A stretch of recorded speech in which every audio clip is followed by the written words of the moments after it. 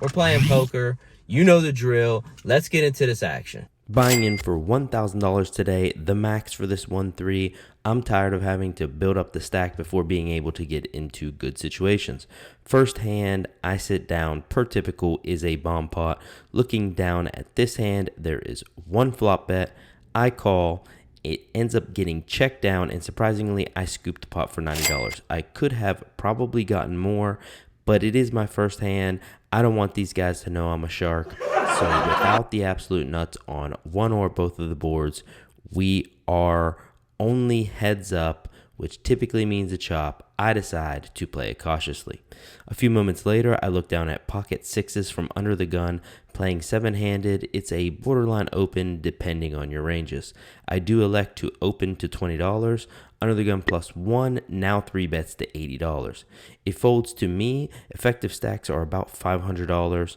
I really prefer a fold here as live play three bets are just so strong, and I don't think we're quite deep enough once he makes this sizable of a three bet to call.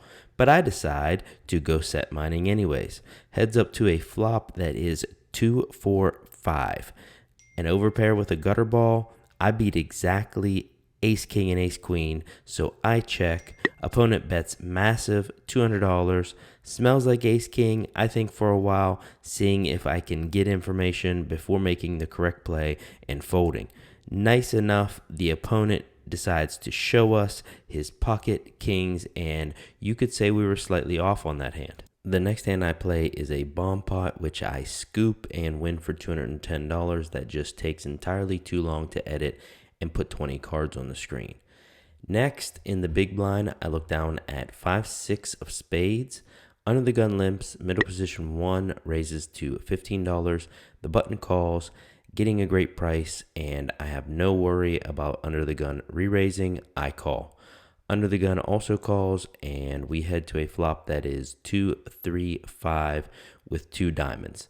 Top pair and a gutter. It's a fair spot for a donk, but I decide to check and see how the action goes. Under the gun checks. Original raiser, middle position 1, bets $45. The button calls. Definitely not going anywhere for this price. Have to just proceed with caution, I think. I call. Under the gun folds. 3 ways to a turn. That is the king of clubs. It's a bad card for us. I check. And to my surprise, middle position 1 and the button also check. The button, however, shouts for a diamond on the river. And sure enough, the river is the 5 of diamonds. I think I could throw a blocker bet here, but I prefer, with two opponents behind, to just check and possibly call. The action checks through, and I win and take this one down. My stack's sitting at about 1,185 right now. I am on the button in this hand, and I take a look at Jack 10 suited. There are two limps and a very aggressive opponent who has been in quite a few of my vlogs. In the cutoff, opens the action to $20. Against this specific player, I could 3-bet and isolate him heads up in position, but as deep as we are, I decided to call and take a flop as I have position, and Jack 10 plays well in position multi-ways. I would prefer some of my hands with not as much realized equity to 3-bet here, like King Jack offsuit or some Ace X.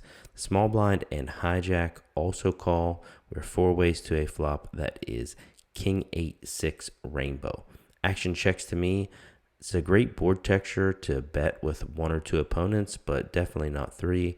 I check back and the turn is an 8. Small blind and hijack check. And now the original raiser in the cutoff bets 30, and I have no more interest in this hand and decide to fold. We're sitting about 6-handed, playing Omaha now, and I'm under the gun. But since we are 6-handed, I'm effectively the low jack. I make a speculative limp with this potential double suited hand. All players limp, and the big blind decides to raise the $15. The entire table calls except for the small blind. So we're 5 ways to a flop of ace, queen, 9, rainbow. Flopping bottom 2 pair and top 2 pair and bottom pair and top pair. I have all the pairs. Big blind checks with no flush draw present. I bet $35 for value. Charging any worse 3 pairs to call. Psych. charging any open-ended or inside straight draws, of course. Everyone folds as it was impossible for them to have a pair here. This next hand is why poker is still alive and well. I look down at King Jack on the button with one limp in the cutoff. I am definitely going to open this up on the button and I make it $20. The small blind calls, the big blind folds, as does the cutoff, heads up to a flop that is 3-4 queen, but that doesn't matter at all because the small blind just open folds to me. I love this game. Easiest $20 I ever made. I didn't know it was just going to be me and him, and I don't want to win this game. No waiting. The very next hand, I get dealt pocket queens in the cutoff. Under the gun, a new player to the game opens for $10. He must not understand this says 1-3, but it's more of a 2-5 or 5-10 game. Middle position 1 and middle position 2 call the $10. On to me and 3 people already in this pot. I want to narrow the field with my raise, so I go to $60. Everyone but the under the gun player folds, which is exactly what my goal was. Just before the flop, under the gun states, I need a 7 or a deuce. And I feel like 95% of the time when players do this, they aren't actually calling for the cards they need. The flop is 9-8 deuce rainbow. Under the gun, checks, which is customary in 3-bet pots. I have a crazy feeling I am way ahead here, and to me, this overall correct play to encompass our entire range would be to bet quarter or 1/3 pot. But I decide to get extra tricky and check back. The opponent now calls for a 6 on the turn, but his voodoo fails him when the turn is a 5. Now he leads into me for $75. Kind of exactly what I wanted. I think he's super weak and just betting in hopes I fold some random ace-x or king-x. I stick with my ultra tricky plan and just smooth call. The river is a jack. He checks. Now it's time to get some much needed value from our extremely underrepped hand, and I bet $150. The opponent, without taking much time, makes the call. I show queens and he mucks, and I look like a genius with this god-awful unsanitary play. Immediately following this hand, there is a dealer change, which brings about a bomb pot that I don't win, but that's okay because I didn't lose it either. The very next hand after that is an Omaha hand where our previous villain is now sitting in the big blind. I go ahead and look down at ace-8 queen-queen in the hijack. $6 straddle on the button, small blind and big blind complete, middle position 1 calls, and I put out a raise of $30, hoping to narrow the field slightly. Cut off, small blind, big blind, and middle position 1 all call. 5 ways to a flop, that is queen, jack, 4, boom, we hit top set. There are 2 spades on board though, and with the queen and the jack and the spades, it's kind of draw heavy, especially for Omaha. So when it checks to me, I go ahead and bet pot of $155. Cut off and the button fold. The player we just beat with queens has such a surprised look on his face, his glasses come off. Wait, let me try that again. The big blind can't believe his eyes, but his glasses do. Wait, all right, last one, guys. You can't believe what fell. It was his glasses. That's what fell. The big blind decides to go all in now for $186. Middle position folds. It's $31 more to me, and I take some time to think it over. Psych, I call immediately.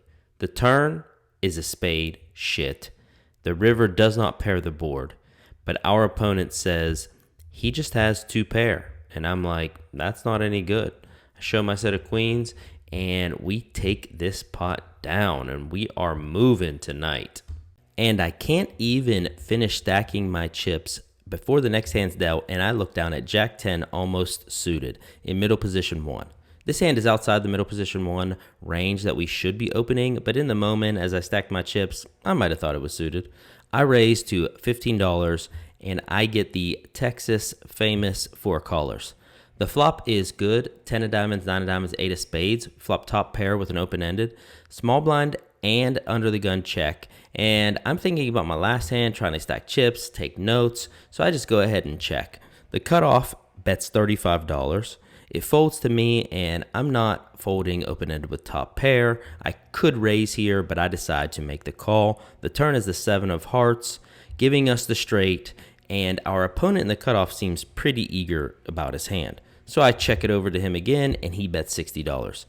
Of course, I'm not folding. You could argue for a check raise here, but I decide to just call. We are heads up to the river that is the 8 of hearts. Now I decide to check it over to my opponent, given all of his aggressiveness, and he decides to check it back and show us 6-7 of diamonds. Yikes, he flopped the straight. We outdrew him. He had the flush draw. We probably could have got a lot more value on the turn. You know, you live and you learn. I scooped this, missed some value. We're on to the next.